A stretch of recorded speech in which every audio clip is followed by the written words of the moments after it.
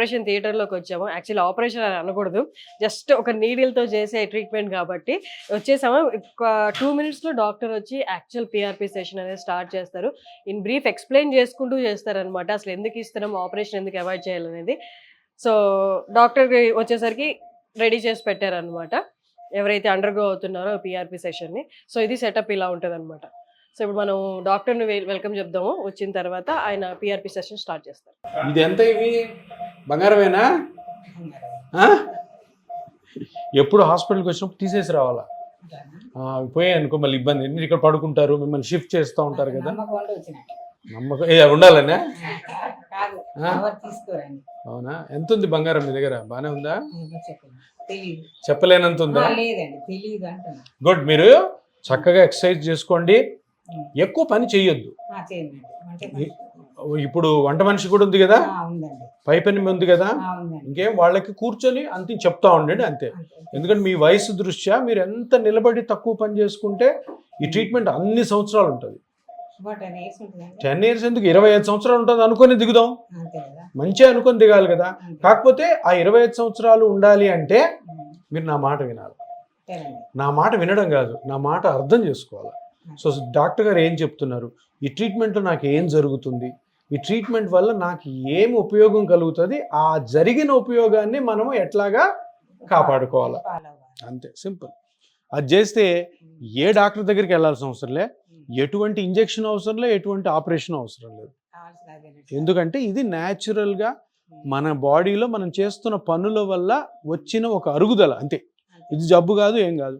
అందులో మీకు ఈ వయసులో వచ్చింది కాబట్టి మీరు అదృష్టవంతులు. ఇప్పుడు అందరికి 35-40కి వచ్చేస్తుంది, అమ్మాయిలకి ముఖ్యంగా. సో అందుకని అందరూ కూడా తెలుసుకోవాల్సింది ఏంటంటే 30-35 ఏళ్ళు దాటిన తర్వాత ఎంత తక్కువ నిలబడి పనులు చేసుకోగలిగితే మోకాళ్ళు కానీ నడుము కానీ ఇతరత్ర ఏ జాయింట్ కానీ అన్ని రోజులు అన్ని సంవత్సరాలు ఉంటుంది. ఇది అందరూ తెలుసుకోవాలి. సరేనా? రిలాక్స్గా ఉండండి. నేను ఇప్పుడు మీకు మీది 2వ సిట్టింగ్ కాబట్టి మీకు ఆల్రెడీ నొప్పి బాగా తగ్గింది కాబట్టి ఇంకొక 3 సిట్టింగ్స్ ఉన్నాయి ఇది దీంతో కలిపి కాబట్టి అప్పటికి మీకు నొప్పి పూర్తిగా తగ్గుతుంది. నేను చెప్పిన జాగ్రత్తలు పాటిస్తే జీవితాంతం ఉండే అవకాశం కూడా ఉంది. సరేనా? గుడ్. డాక్టర్ సుధీర్ గారు, మీరు మ్యాక్సిమం ఆపరేషన్ వద్దు వద్దు వద్దు అనే అంటారు, కానీ బయట ఏమో అంత రివర్స్లో వినిపిస్తుంది. ఫస్ట్ ఆపరేషన్కి వెళ్ళిపోండి అమ్మా, ఇప్పుడు ఆపరేషన్ ఏముంది అంత నార్మలే కదా అంటారు. మీరు అది నార్మల్ కాదు అంటారు.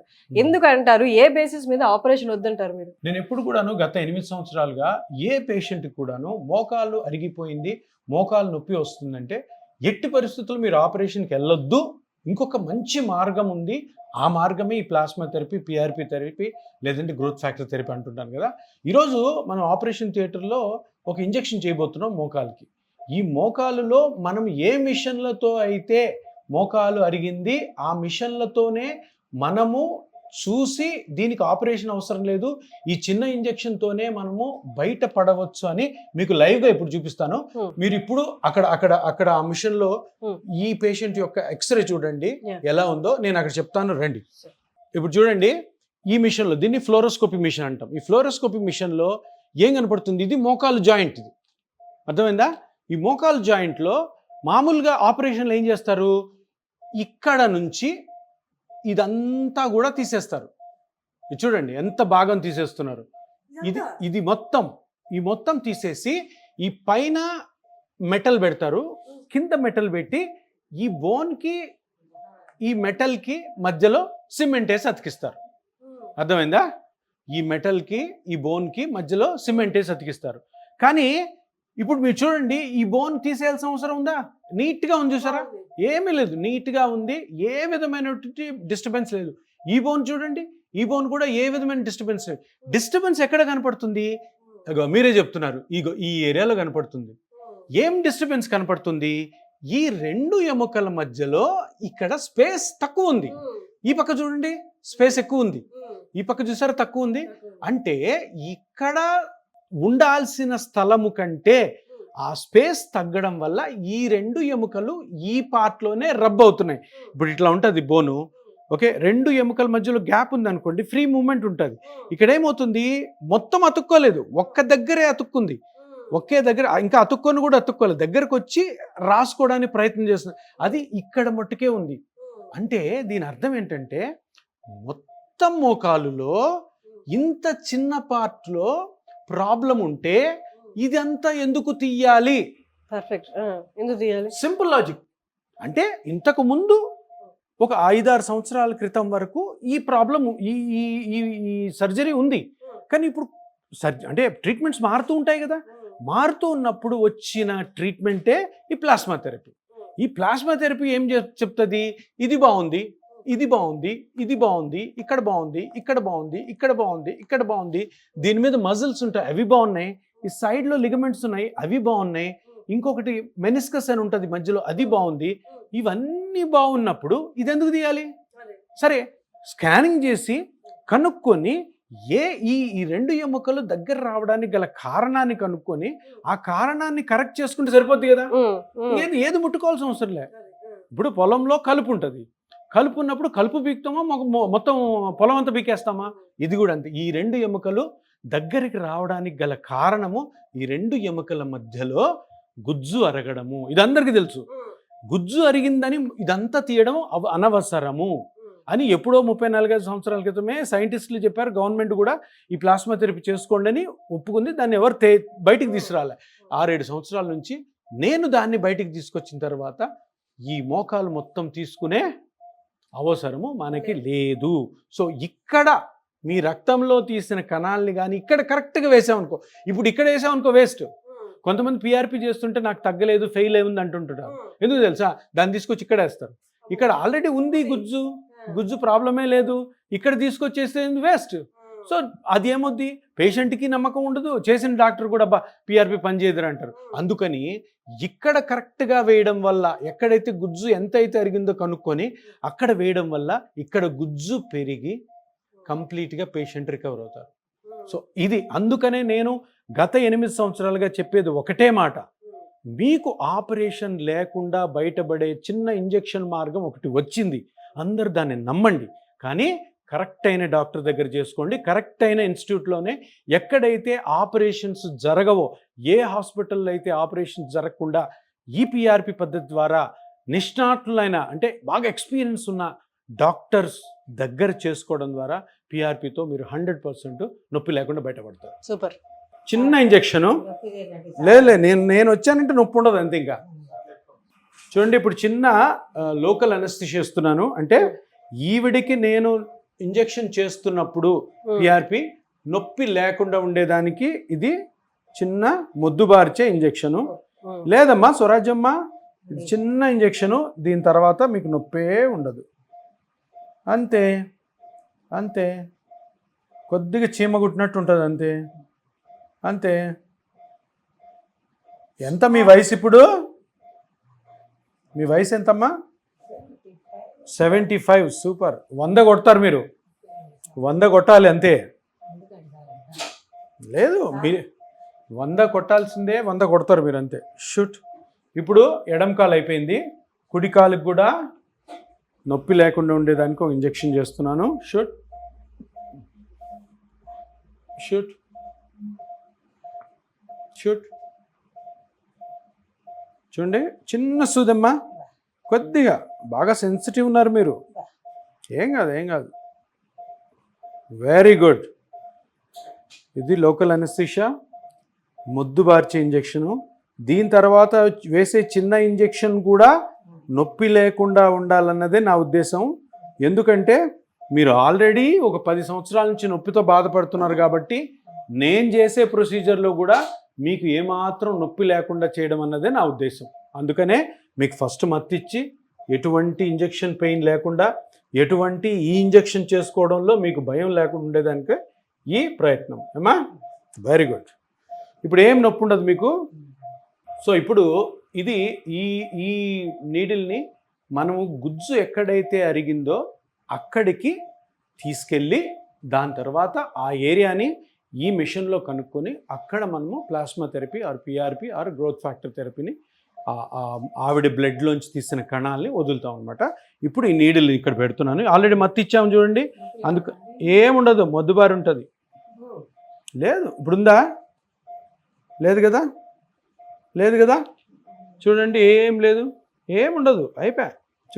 చూసారు, ఇంజెక్షన్ చేస్తున్నప్పుడు కూడా ఆవిడకి నొప్పి లేదు. అంటే మన ముఖ్య ఉద్దేశం ఏంటంటే ఆల్రెడీ నొప్పితో ఉంటారు పాపం వీళ్ళు, మన దగ్గరికి వస్తారు, మనం ఇచ్చే ఇంజెక్షన్లతో కూడా నొప్పితో ఇది చేయకూడదు. కొంతమంది ఎక్స్పీరియన్స్ లేని డాక్టర్లు పిఆర్పి చేశారనుకో, వాళ్ళకి తెలియదు, ఎక్కడ గుచ్చాలో తెలియదు, ఇష్టం వచ్చినట్టు ఇప్పుడు ఆపరేషన్ థియేటర్లో చేయరు, ఇటువంటి మిషన్స్ వాళ్ళ దగ్గర ఉండవు, ఎక్కడ ఇంజెక్ట్ చేయాలో వాళ్ళకి తెలియదు. అది ఇంజెక్ట్ చేయకుండా ఆ పిఆర్పిని ఆ కంపెనీ వాడు ఏదో చెప్పాడు కదా అని ఆ కిట్ తీసేసుకొని ఆ బ్లడ్ అందులో వేసి ఏదో ప్రాసెస్ చేసి గుడ్డిగా అనస్థీషియా ఇవ్వకుండా గుచ్చితే పేషెంట్ చాలా నొప్పించి నెక్స్ట్ సిట్టింగ్ కూడా మన దగ్గర రాడు.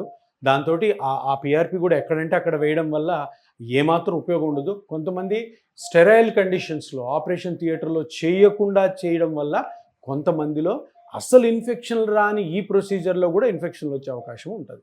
సో అందుకని చాలా జాగ్రత్తగా చేయాలి.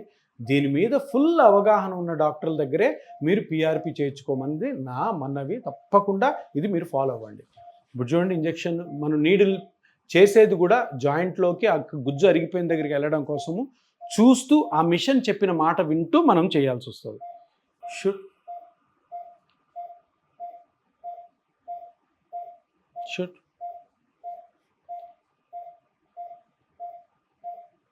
ఇప్పుడు జాయింట్లోకి వెళ్ళిపోయాం. షుట్.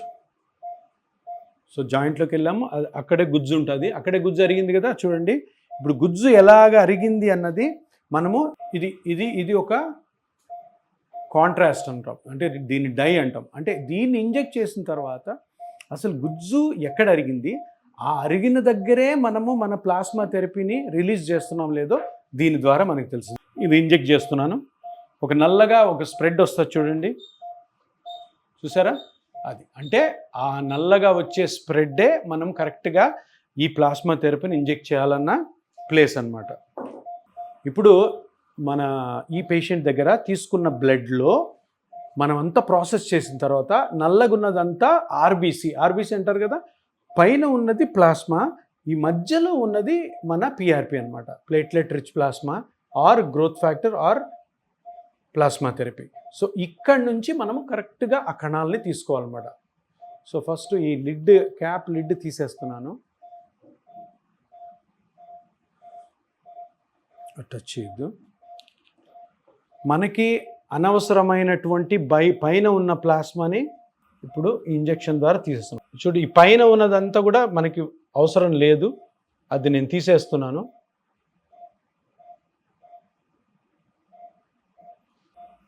సో ఇదంతా అనవసరమైన ప్లాస్మా అనమాట. ఆ మిగతా మిగిలిందేమో మనకి పిఆర్పి, అది మనము ఇప్పుడు తీసుకోవాలి. ఇది ఒక నీ జాయింట్కి ఇది పిఆర్పి, ఇది ఇంకో నీ జాయింట్కి.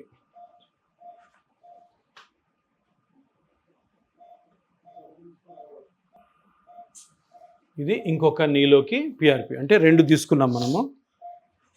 చూసారా, ఇది లెఫ్ట్ దానికి, ఇది రైట్ దానికి, దేంట్లో ఇది ఏదైనా వేసుకోవచ్చు. సో దీన్ని ఈక్వల్గా డివైడ్ చేసి మనం నీ జాయింట్లో ఇంజెక్ట్ చేయాలన్నమాట. ఇప్పుడు ఫస్ట్ లెఫ్ట్ దానిలో ఇంజెక్ట్ చేస్తున్నాను పిఆర్పి. అమ్మ, నీ రక్తంలోంచి తీసినది. దీంట్లో కణాలు ఉంటాయి, ఈ కణాలే నీకు అడిగిపోయిన గుజ్జుని పెంచుతాయి నెమ్మదిగా. ఇప్పుడు వరి మొలకలు వేస్తే మొలకలు అవుతాయి కదా, అట్లాగా ఒక 3 నెలలు పడుతుంది, స్లోగా పెరుగుతుంది. సో దీన్ని ఇప్పుడు మనం ఆల్రెడీ అక్కడ చూసాం కదా, అక్కడ మనము కాంట్రాస్ట్ ఇంజెక్ట్ చేసి చూసాం కాబట్టి అక్కడ కరెక్ట్గా గుజ్జు అరిగిందని మనకు తెలిసింది కాబట్టి అక్కడ మనం ఇది ఇంజెక్ట్ చేస్తున్నాం. సో ఎటువంటి నొప్పి లేకుండా లోపలికి నెమ్మదిగా మొత్తం వెళ్ళిపోయింది. షూట్. అది కూడా కరెక్ట్ స్ప్రెడ్ అయింది, చూసారు జాయింట్ అంతా. సో ఈ విధంగా పిఆర్పి అయిపోయింది. సో సూది అయిపోయింది. ఎటువంటి చీమ కుట్టినట్టు కూడా మన స్వరాజ్యం గారికి లేదు. దీన్ని నెమ్మదిగా తీసేస్తున్నాం, అయిపోయింది. సో ఒక నీ జాయింట్ అయిపోయింది. ఇప్పుడు కుడిది. ఏం నొప్పి ఉండదులేమ్మా నీకు, నువ్వు ఏం టెన్షన్ పడద్దు, ఏం నొప్పి ఉండదు, ఎందుకు మత్తి ఇచ్చేసాం కాబట్టి. షూట్.